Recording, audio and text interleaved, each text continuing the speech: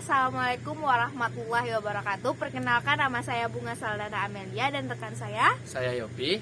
Saya Wahyu. Saya Imam Alfaridzi. Kami sekarang berada di CH Universitas Andalas dan di mana tujuan kami di sini adalah ingin mewawancarai peternak yang ada di CH, bagaimana kemitraan di CH dan bagaimana sistem pemeliharaan dan manajemen bisnis yang ada di CH. Penyediaan bibit dan pakan sendiri dapatnya dari mana Pak? Kalau dibeli dulu atau langsung perusahaan bisa dilakukan? Karena kita sifatnya kemitraan ya, berarti kemitraan ini ada inti, ada plasma. Kebetulan hukum di kemitraan itu menyatakan semua pasokan sarana produksi ternak itu disediakan oleh perusahaan inti. Jadi yang kita sebagai pemeliharaan secara teknis itu namanya plasma. Kemudian nanti setelah itu hasil jual belinya atau hasil bisnisnya itu nanti dihitung berdasarkan semuanya nilai secara kontrak. Jadi ketetapan harga-harga itu relatif stabil dan tidak terjadi fluktuasi seperti di lapangan. Nanti baik pakan, bibit, obat-obatan itu disuplai dari inti. Kalau sumbernya itu untuk di Padang dan yang kita inti yang KSN ya, dari KSN-nya itu untuk bibit sudah diproduksi di Sumbar sendiri, yaitu di Lubalung. Kemudian pakan memang kita masih pabrik di Medan, kemudian ditransport atau di supply ke Sumbar. Jadi artinya pakan memang dari Medan, tapi sudah di stok di Sumbar. Jadi kita sudah ada proyek di Sumbar sendiri, nanti akan ada pabrik pakan sendiri. Jadi pakan dan bibit itu sudah supply. Dan sebuah perusahaan. Perusahaan dan peternak sih tidak perlu memikirkan dari mana supply, itu adalah tanggung jawab dari inti. Baik dari ambil dari kota atau dari mana yang jelas sudah sampai di lokasi. Obat pun seperti itu. Obat kita juga supply sebagian dari Pekanbaru, sebagian dari Medan. Kebetulan gudangnya di sana.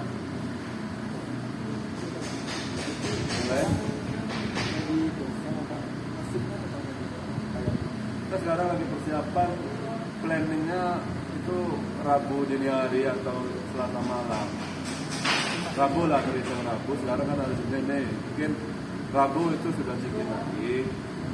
Ya, ini lagi masa persiapan. Jumlah bibit berapa bibit DC Mas? 2 periode terakhir kita jumlahnya 24.000. Ya. Kalau dilihat dari kapasitas kandang kita kan 12 kali 112, itu kalau dikali dengan 17 sampai 18 ekor per meter ya, berarti sekitar posisi di 24.000. Ini pernah juga 25, dan pernah 26, pernah juga 22, pernah 20 di awal-awal.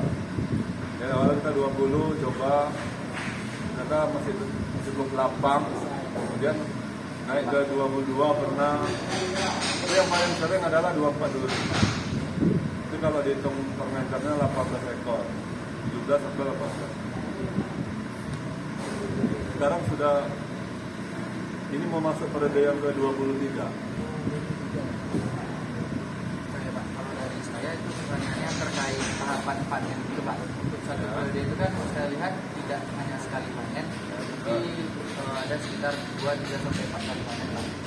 Yang mempengaruhi waktu panen itu apakah hanya permintaan pasar atau memang ketetapan dari perusahaan?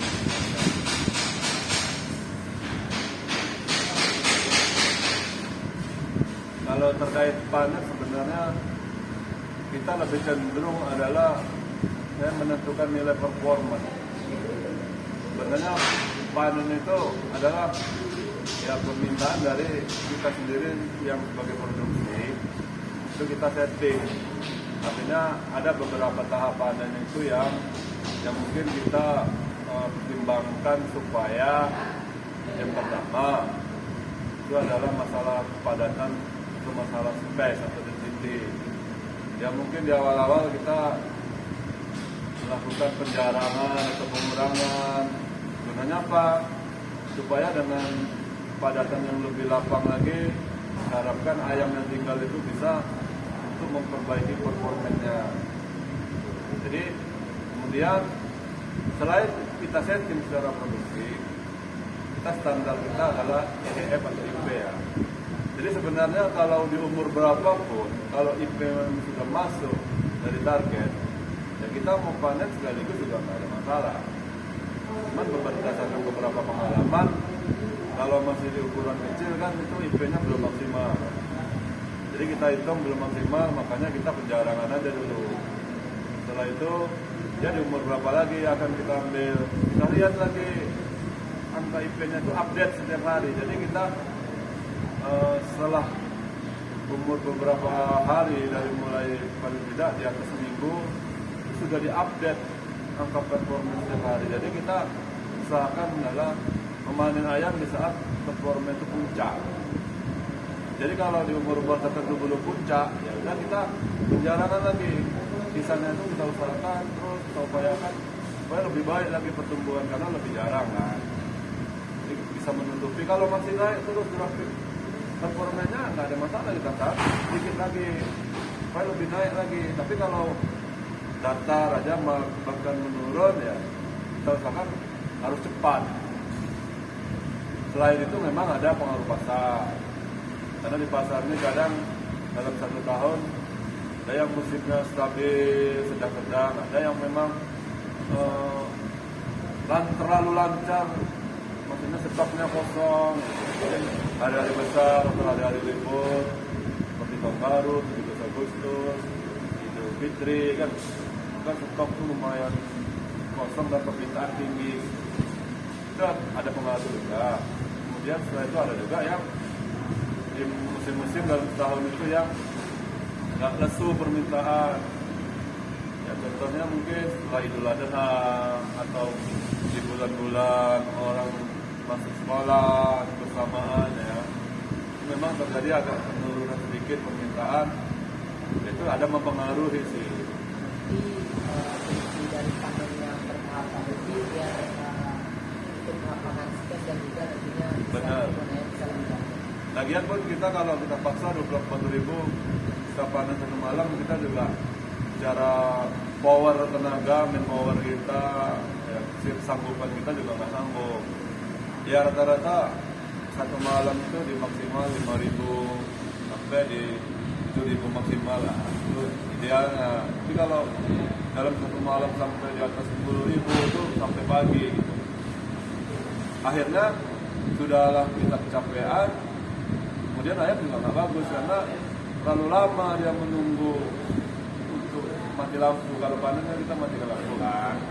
Jadi akhirnya ayam-ayam yang tinggal ini kan dia terlalu lama untuk aktif kembali. Kan nggak bagus. Jadi kita panen itu secara berangsur-angsur. Akhirnya selain memperbaiki performa juga ya kita menimbang kemampuan kita tenaga segala macam supaya ayam itu sakit kembali. Mungkin masalah panen. Kalau yang menjualnya karena kita mitra, berarti peternak sih nggak mikirin usaha. Karena kita cuma fokus kalau pelaksanaannya adalah cara produksi ya, cara teknis. Artinya yang menjual itu kita sudah pikirin dari inti, siapa yang beli, berapa jumlahnya, mana mau dibawa, itu pelaksana nggak ada pikirin. Itulah kelebihannya. Kalau kita jalan sendiri kan harus mikirin kemana mau dijual, berapa harganya, siapa yang ambil kan gitu. Susah. Nanti kalau ayamnya sakit, itu kalau kita pribadi itu sulit kita untuk mengeluarkan ayam kita, ditawar orang pun harga murah ya kan. Belum lagi pembayaran nanti nggak lancar, namanya? kita bantu sendiri nanti akibatnya. Ya lah. Tapi kalau di mitra itu sistem kerjasamanya kalau masih di jalur yang benar, artinya tidak melanggar aturan-aturan pasal demi pasal, itu ada perjanjiannya kan. Apapun resiko di plasma itu biasanya inti yang nanggung. Toh, karena ayam sakit atau rugi segala macam itu, ya mungkin perusahaan akan membantu untuk mempertimbangkan itu dalam hal ya si plasma sih tidak menanggung kerugian, minimal kita nolkan dulu. Kemudian kalau masih layak dikasih untuk operasional ke depan, ya mungkin perusahaan akan membantu untuk operasional ke depan supaya dia bisa jalan lagi. Artinya ya itu resiko inti kan. Artinya untung rugi itu adalah ya resiko inti. Tapi kalau memang itu untung, berapapun yang selisih penjualan pembeliannya tetap tidak dikurangi Rp1 pun. Kita dibayar semua. Ya jangan mentang-mentang nanti hasilnya terlalu bagus, ini nggak dibayarkan semua lah, dipotong karena terlalu bagus nih, tidak begitu. Artinya berapapun hasil dari yang plasma itu tetap sesuai dengan perhitungan. Jadi kita sebelum ayam habis sebenarnya kita sudah bisa hitung. Dari umur 25 itu kita sudah bisa hitung, kita dapat berapa hari ini. Umur 26 nanti kita hitung lagi berapa dapat hari ini. Nah itulah yang menentukan kapan mau dipanen. Tidak semata-mata, kenapa kok panennya lama banget? Sebenarnya kita mempertimbangkan itu. Nanti kan peternak jadi rugi. Kalau terlalu lama panen tidak juga. Kan kita tinggal lihat grafik. Kalau grafiknya menanjak terus untuk bagus tambah lama tambah bagus tambah 2,5 tambah bagus, kenapa tidak? Kita tidak mesti panen yang lama itu dirugikan. Kadang di posisi-posisi tertentu ya untungnya masih kecil, makanya kita tahan. Tidak mesti panen cepat supaya hasilnya betul. Mungkin kita panen 30 habis panen di 30 hari itu dia masih tipis dapatnya. Cuma kita mau habiskan, tahan dulu. Tidak. Kita ambil berapa persen, kita lihat lagi 2 hari lagi naik apa tidak. Kalau tidak naik juga ya mungkin bisa direkomendasikan daripada habis 3 hari kan. Hasilnya juga nggak ada naik, habis aja. Tapi kalau hasilnya ayam ini kan kadang ada yang cetaknya lambat, habis itu kencang. Ada yang kencang, habis itu lambat. Ada yang grafiknya lurus. Kita nggak tahu tipe-tipe kita beda-beda. Ada yang 30 hari sudah untung besar, ya habis aja kalau bisa.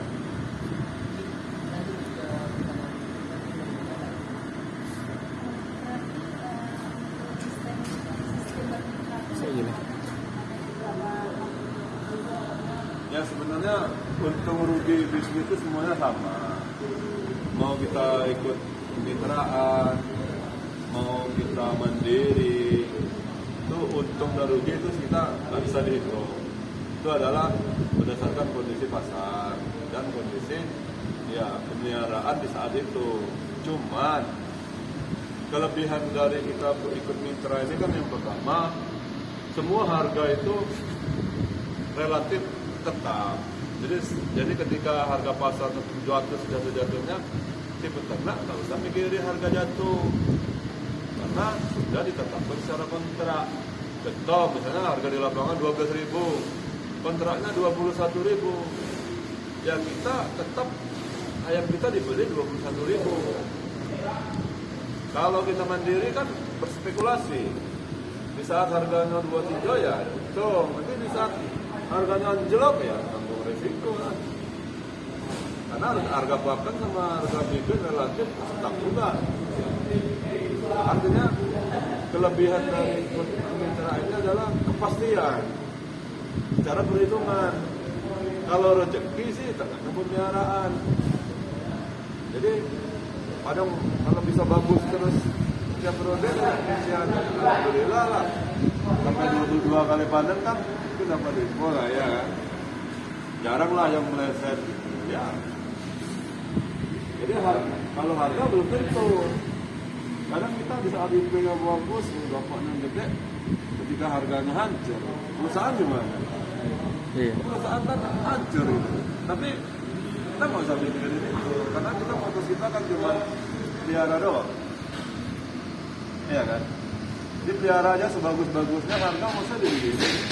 Asal IP-nya 400 dia kata nggak dapat di atas 5.000 bereko. Nah, itu iya kan? Syarat kita bermitra itu adalah apa?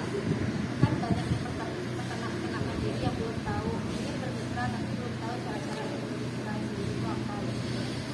Syarat bermitra yang pertama, kalau open house itu minimal 5.000 ekor. Kalau closed house nya nggak ada, minimalnya 10.000 bisa, 15.000 bisa, 25 bisa, 50 bisa, sampai 100.000 pun bisa. Kemudian secara teknis, syarat-syarat bermitra itu yang pertama, si plasma dia menyediakan kandang beserta semua aksesoris dan perlengkapan kan begitu.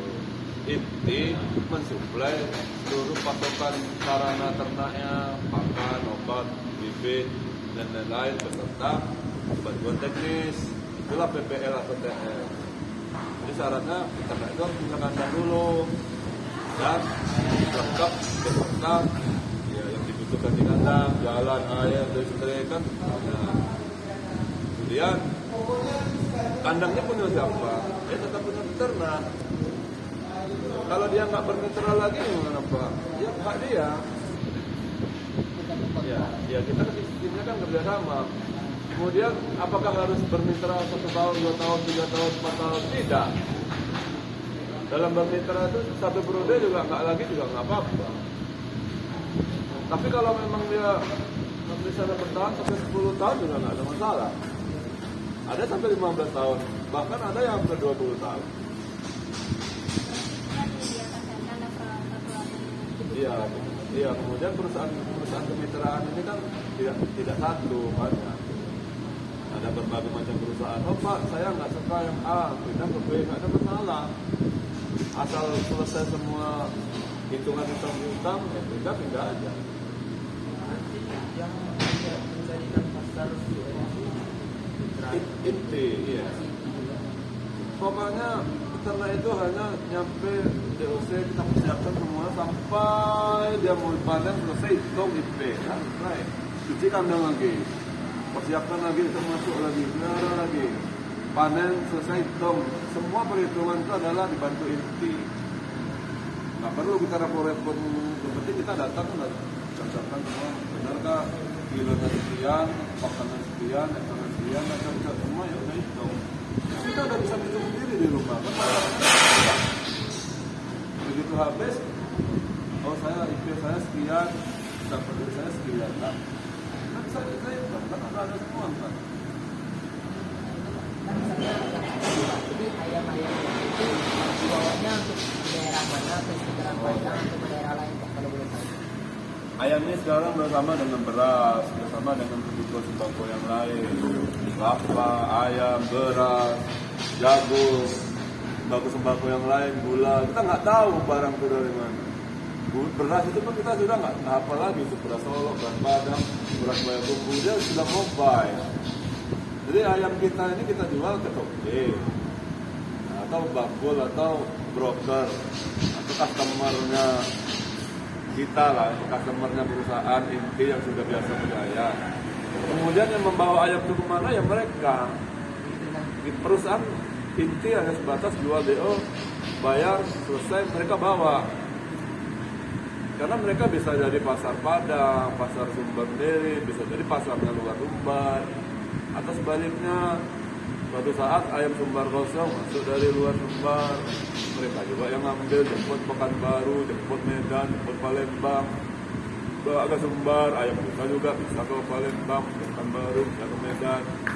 Dan yang jelas tuh pasti menguasai pasaran lokal dulu. Ya, kalau ayamnya diapain Pak? Macam-macam.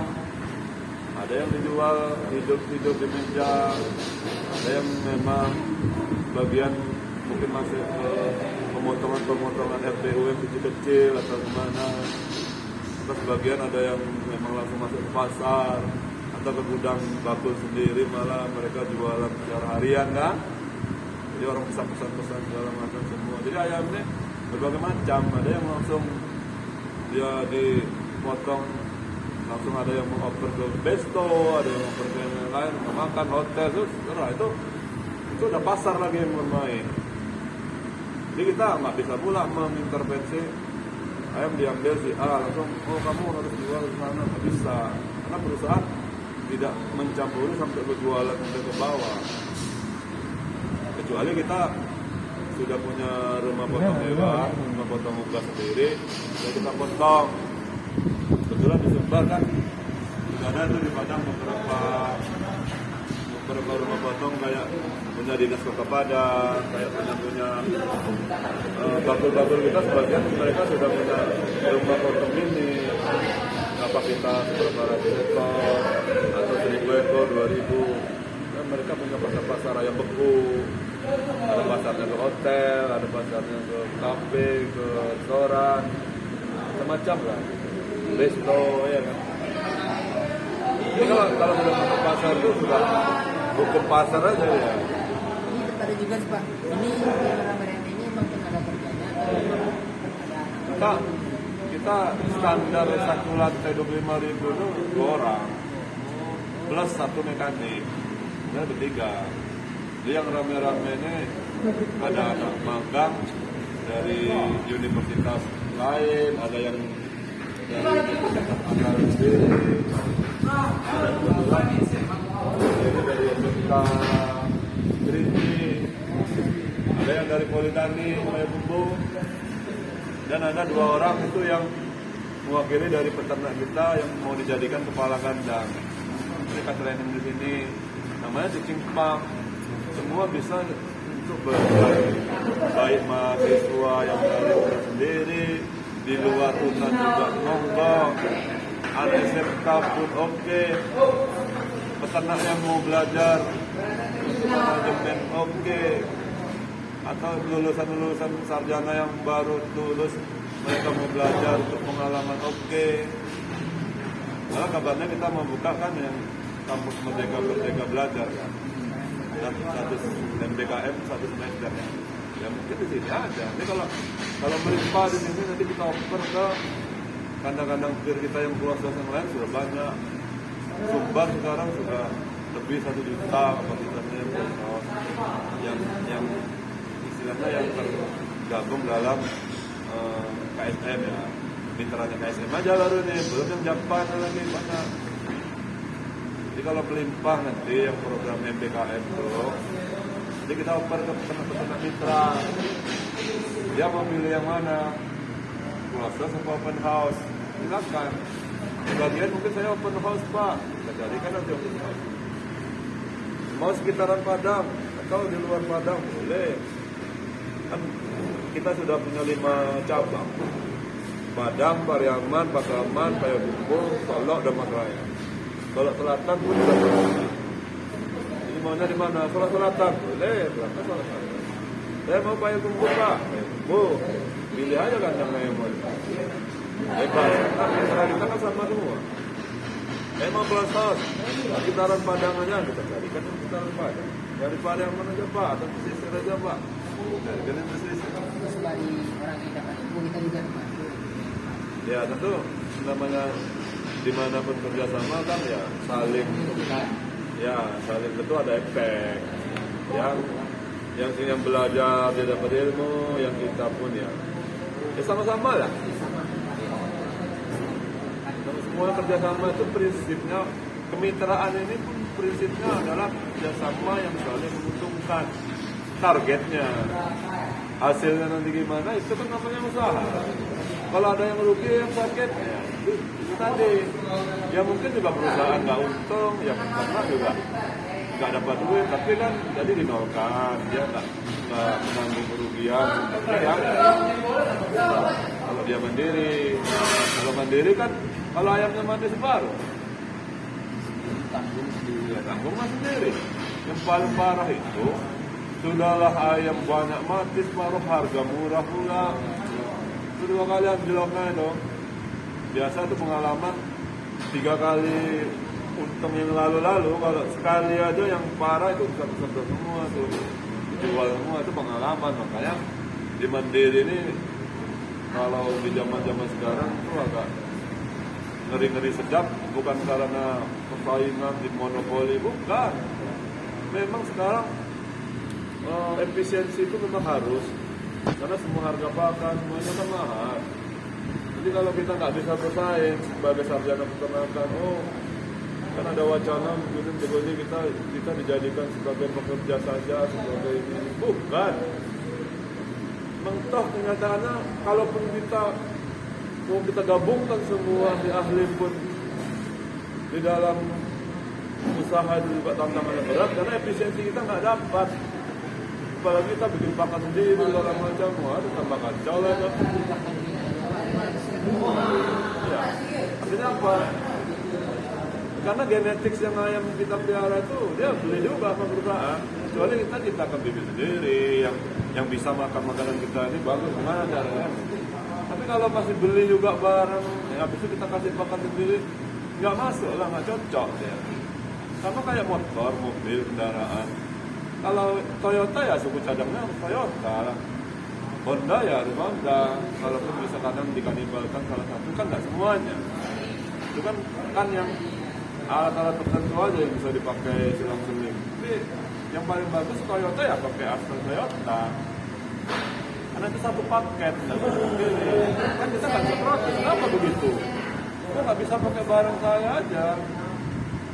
Ya kan kalau barang yang bisa standarnya sama dengan Toyota ya nggak apa-apa, bisa masuk. Tapi kalau KW kan nggak bisa.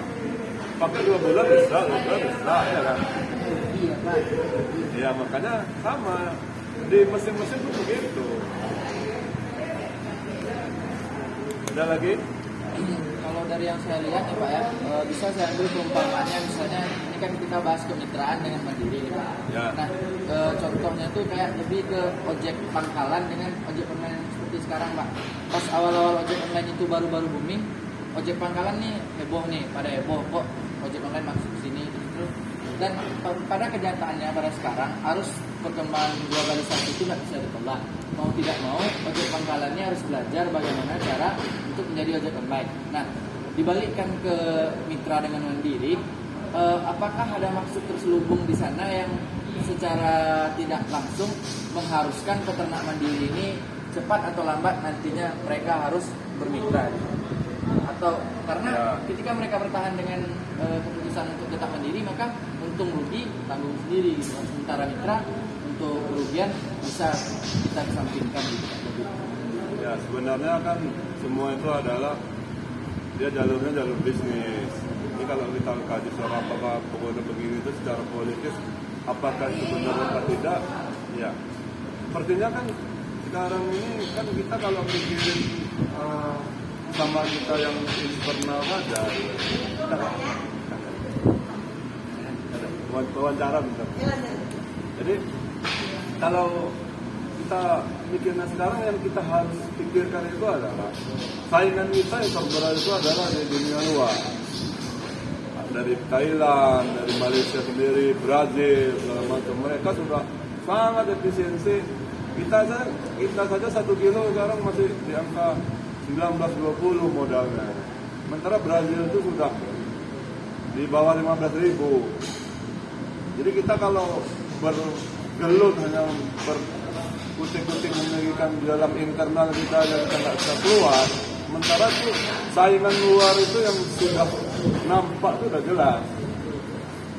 Kemudian gini, namanya teknologi itu berkembang. Mau tidak mau, kita harus dipaksa memang harus berkembang. Contohnya closer juga.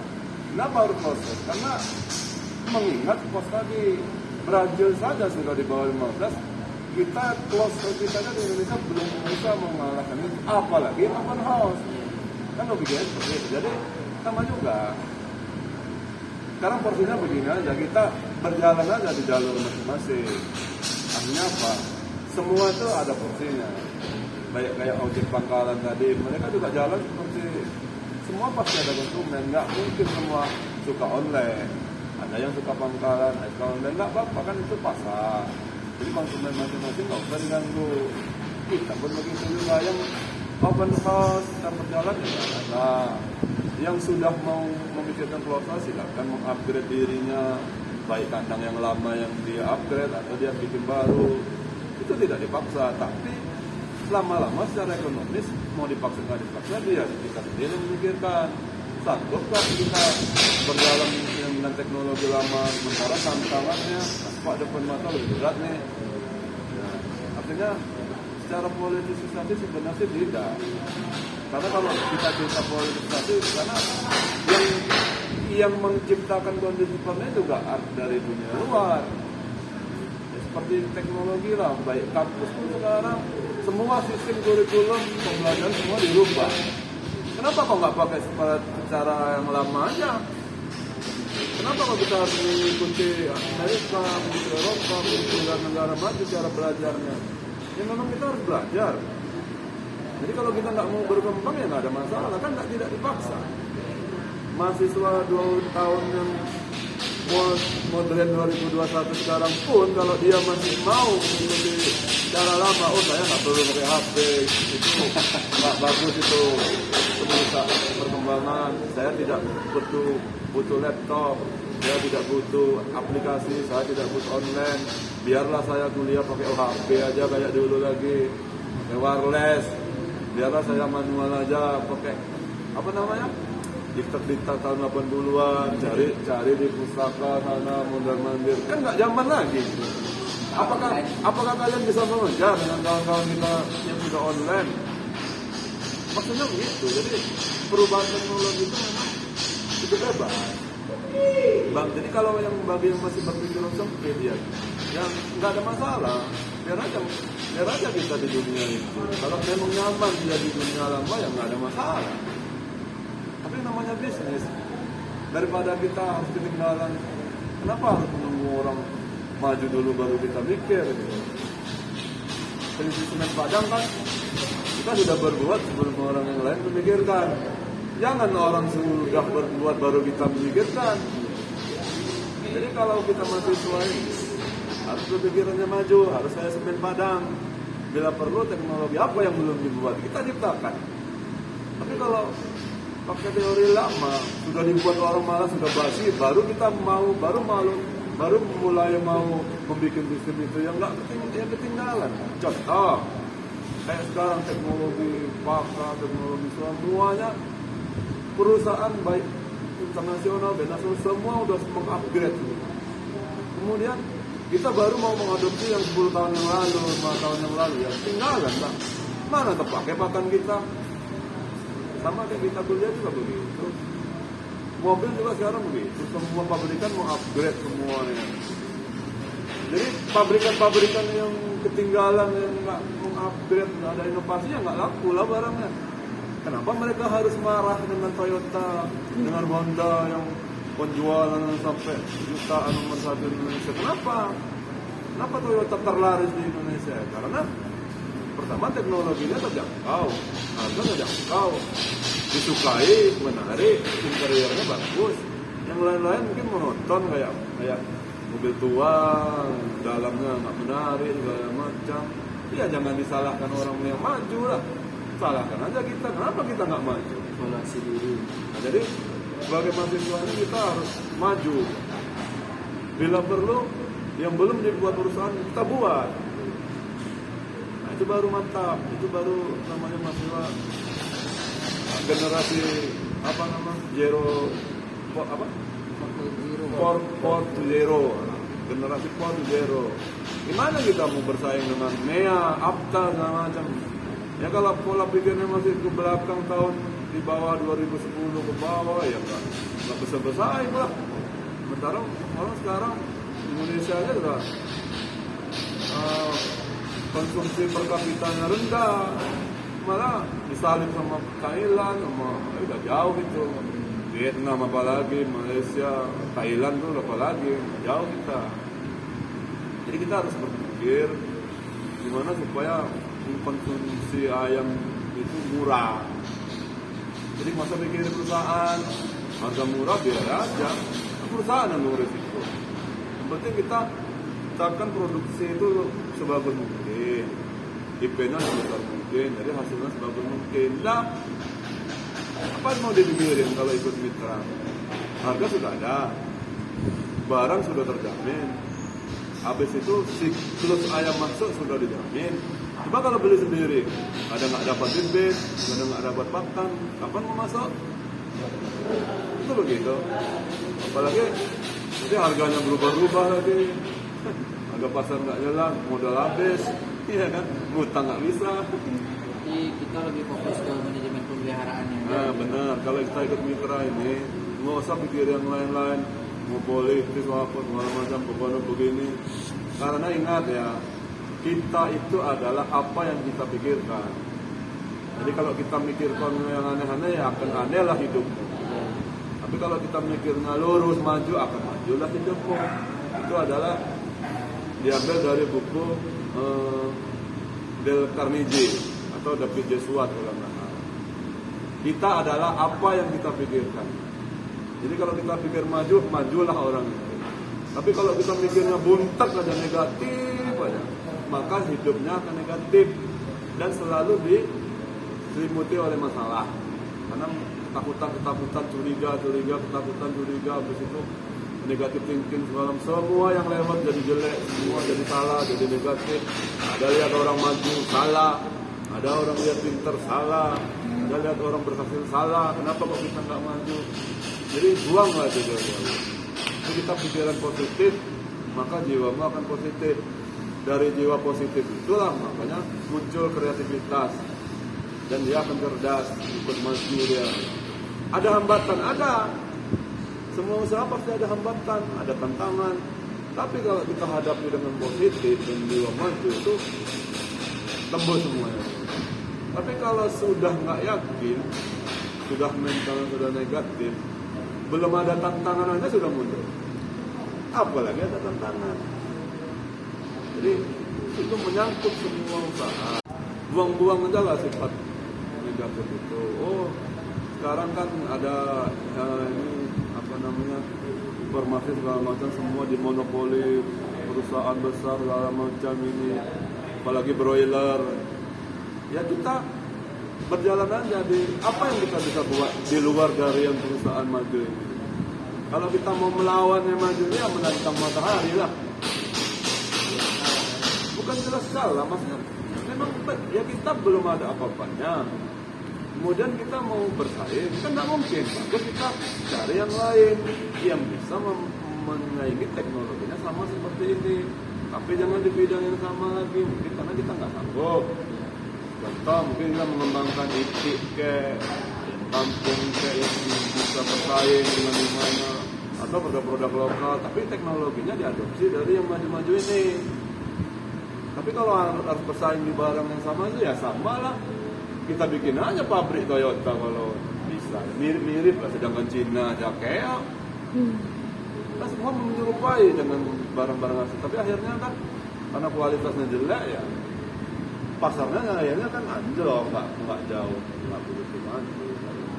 Jadi kalau untuk bersaing di produk yang sama, ya kalau rasanya berat, jangan menantang matahari. Jadi sebagai mahasiswa kan harus punya terobosan. Kalau sudah tahu badai itu kencang kali air, jangan terjang Pak. Cari jalan lain, jangan lewat situ. Udah tahu nih banjir besar ini. Kalau saya lewat pasti mati nih. Apalagi nggak bisa berenang ya kan. Ya kita cari jalur lain yang nggak banjir. Jadi yang kalau praktek tidak ada teori juga nggak jalan. Itu harus jalan dua-dua. Teorinya kuat, prakteknya lebih kuat. Barulah ketemu ide-ide baru. Bisa diskusi dengan yang mungkin lebih menjalankan dulu atau gimana. Mungkin itu dari saya. Saya 431 itu ya. Malah kita ke depan nih gimana supaya jadi 450 gitu aja pikirannya. Apa yang mau tambah lagi mau tambah. Siapa yang mau bantu silakan. Semua kawan-kawan Papua semua bantu aja silakan. Apa idenya? Bantu. Mungkin kami kurang mau tambah lagi Pak. Ini begini Pak. Ini saya dapat dari sana dari sini ini lebih baik begini Pak. Hajar. Tapi gimana 450 kan gitu. Pak, kalau ini pertanyaan saya terakhir Pak, terkait limbah. Nah. Saya sekarang Ya, benar. sekarang ke mana di Target jangka panjang kita mau bikin pupuk, mau kita olah ya. Mungkin nanti kerjasama sama Politeknik, bikinkanlah mesin penggilingan segala macam. Itu kan bisa jadi kompos ya. Tapi karena itu belum terrealisasi kan kita butuh dukungan juga ini. Siapa yang bisa menyambungkan ke situ? Siapa yang membuat gagasan ini? Karena kan semua kalau kita mau makan semuanya kan nggak ada makan. Gitu. Jadi sementara pupuk-pupuk yang ada kita ini kan kita manfaatkan untuk lahan kita sendiri. Termasuk kita oper ke bawah, pertanian terpadu, perkebunan terpadu, kayak atau Maroni kan sudah bikin kolam, bikin ini, kita udah coba tanam ini, tanam itu. Gimana Pak supaya bisa jadikan lagi supaya bisa jadi agrowisata, di sana sudah ada rusa, dengan macam kan. Kalau semua kerjasama bahu membahu, baik yang masih mahasiswa atau yang sudah alumni, impian kan bisa terwujud. Tapi kalau sendiri kan berat. Ya kalau kami sih fokus, saya di Ucos kemarin memang fokus saya performan pemeliharaan gimana supaya kandang ini dapat sebagus-bagusnya. Itu dulu, yang lain-lain kan kami juga nggak sempat mikirin. Gitu. Itu butuh bantuan dari tim yang lain supaya untuk diskusi. Gitu. Ya adik-adik lah, gimana kira apa idenya? Ada nggak link yang bisa jadikan kepuas? Atau ada nggak teman yang Politeknik bikin mesinnya berapa biaya nanti kita bayar kan gitu. Habis itu jualnya gimana? Dah. Oke. Udah kepanjangan pun. Udah banyak juga ya Pak. Mungkin intinya dari pemeliharaan sistem proses ekonomi intinya pemeliharaan ya Pak. Pemeliharaan saya fokus aja produksi. Nanti yang lain-lain itu ada yang mikirin. Itu enaknya kalau peer mitra